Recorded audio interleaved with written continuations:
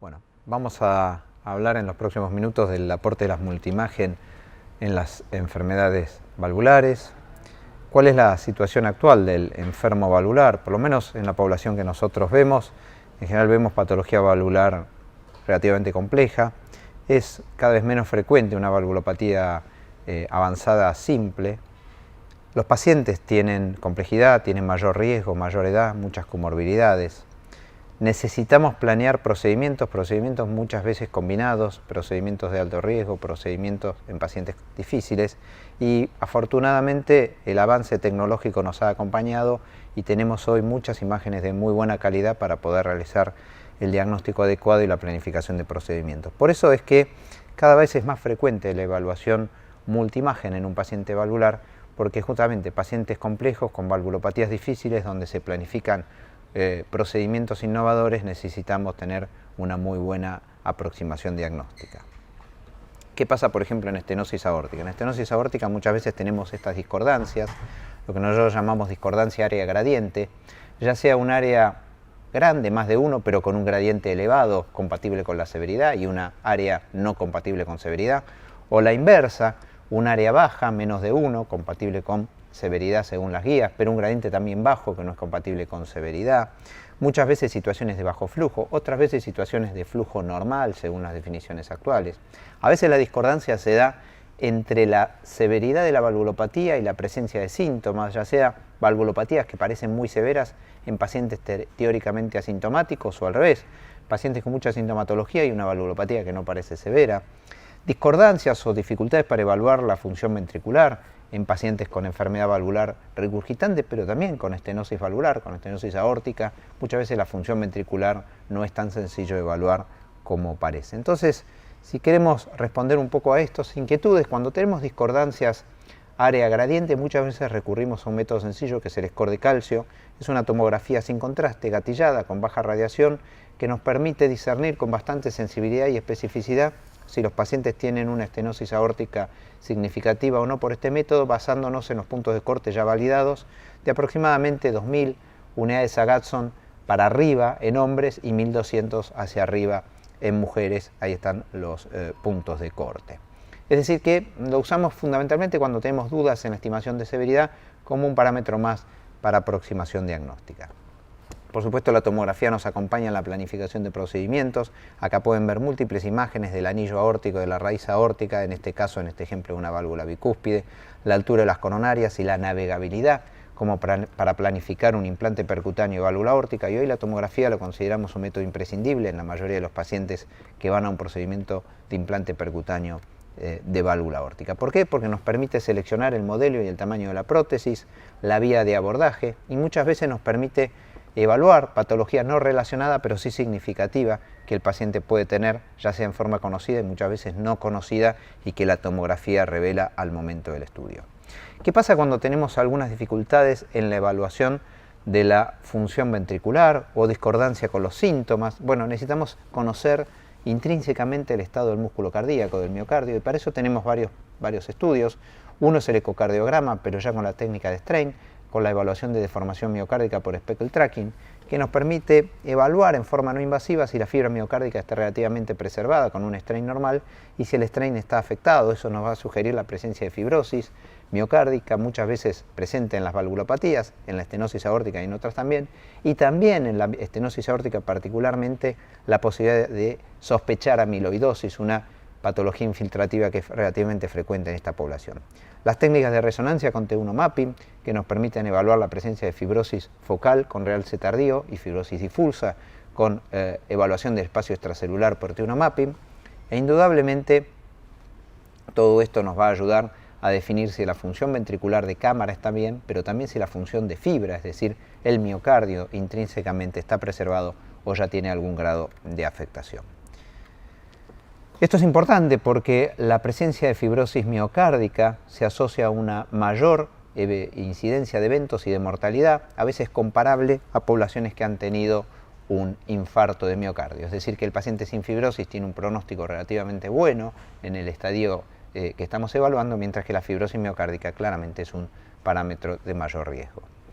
¿Qué pasa cuando los números no cierran? Acá tenemos un ejemplo de un paciente que tiene 20 de gradiente medio, 33 de gradiente pico, eso no es compatible con la severidad. Sin embargo, tiene un área de 0,8, compatible con una estenosis aórtica significativa por área. Bueno, ahí podemos tener varias vicisitudes. Una es la estimación del área por ecuación de continuidad, las asunciones geométricas que todo esto implica, pero muchas veces tenemos que ir a evaluar en estos pacientes con bajo flujo, bajo gradiente, si no hay alguna patología miocárdica asociada. Entonces le hicimos un score de calcio que nos da 4.900, que para un hombre es muy aumentado, y esto nos confirma que la estenosis aórtica es severa, pero al mismo tiempo, como tiene bajo flujo y bajo gradiente, hacemos un pirofosfato y nos da una relación aumentada comparado con el tórax contralateral, y esto es compatible con una amiloidosis cardíaca senil de tipo TTR, es decir, que este paciente tiene una estenosis aórtica severa, verdadera, pero al mismo tiempo una amiloidosis senil. Esta coexistencia no es infrecuente, se da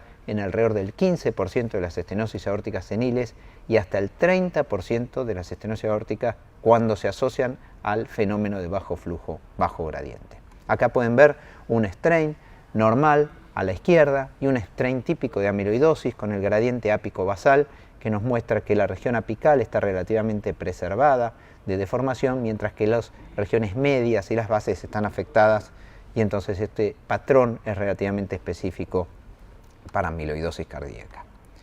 ¿Y por qué es importante saber si el paciente tiene amiloidosis? Porque la amiloidosis en presencia de estenosis aórtica claramente tiene un peor pronóstico, con una mortalidad que puede llegar a ser el triple comparado con los pacientes con estenosis aórtica sin amiloidosis. ¿Qué hay de multiimagen en estenosis mitral? La estenosis mitral es una patología relativamente menos frecuente que la valvulopatía aórtica y que la insuficiencia mitral, pero cuando está presente a veces nos cuesta evaluar la severidad, porque los parámetros que evalúan la severidad, que dependen del flujo, como el Doppler continuo, o de la evaluación bidimensional, muchas veces están influidos por la angulación y por otros parámetros de la diástole. Y entonces el eco nos permite hacer una evaluación que muchas veces no nos termina de conformar cuando usamos eco bidimensional, porque la incidencia de las de ultrasonido no puede ser siempre perpendicular al punto de máxima estenosis. Entonces tenemos hoy la tecnología 3D. La tecnología 3D nos permite evaluar la válvula en múltiples planos y hacer cortes en los planos adecuados con la orientación apropiada, y de esa manera hacer una planimetría del área valvular mitral que tiene una correlación con el estudio invasivo mucho mejor que los parámetros del Doppler y que los parámetros de la ecografía bidimensional convencional.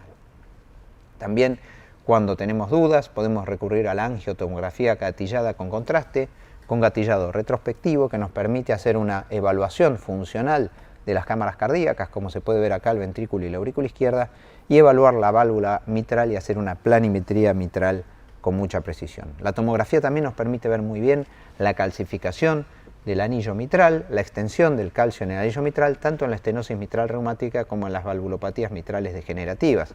Y la extensión del calcio, tanto en la válvula aórtica como en la mitral, es un predictor de complejidad durante los procedimientos quirúrgicos y percutáneos. ¿Qué ocurre con las valvulopatías regurgitantes? Si hablamos de insuficiencia aórtica, el ecocardiograma siempre es la técnica de primera elección para evaluar la insuficiencia aórtica, cuantificarla y evaluar la repercusión ventricular, pero muchas veces podemos tener algunas dificultades, como en este caso en donde veíamos un claro aneurisma de la aorta ascendente, pero no podíamos ir un poco más allá por el punto ciego que tiene la ecocardiografía en la porción media y distal de la aorta ascendente. Entonces recurrimos a la angiotomografía, que nos muestra claramente cuál es la extensión de ese aneurisma en la aorta ascendente y cuál va a ser el área que va a tener que abarcar el cirujano para la resección de la patología. Entonces la tomografía, la angiotomografía hoy es un excelente método complementario para evaluar pacientes con insuficiencia aórtica, particularmente cuando se asocia a patología de la aorta ascendente. Hay recientes publicaciones que muestran que además del diámetro de la aorta, la longitud del aneurisma es un factor pronóstico y nos ayuda a predecir el riesgo de ruptura. La resonancia también en todas sus modalidades, la modalidad dinámica para evaluar función ventricular y para evaluar volúmenes y fracción de eyección, tanto la evaluación sistólica como diastólica, la cuantificación del reflujo, las secuencias de fase contraste para evaluar los flujos y cuantificar el grado de insuficiencia aórtica, y como dijimos, las técnicas de T1 mapping y realce tardío para evaluar la presencia de fibrosis difusa y de fibrosis focal. Es decir, que hoy la resonancia también es un excelente método cuando queremos evaluar la insuficiencia aórtica, cuantificarla, evaluar la repercusión en la función ventricular y la presencia de fibrosis. En insuficiencia mitral, por supuesto, la ecocardiografía es nuestra principal herramienta diagnóstica. La ecocardiografía 2D a veces tiene limitaciones en evaluar el mecanismo y la severidad de la insuficiencia mitral, y en este sentido la ecocardiografía 3D, acá estamos viendo un ejemplo de una perforación en el segmento A3 que era muy difícil de diagnosticar por técnicas 2D.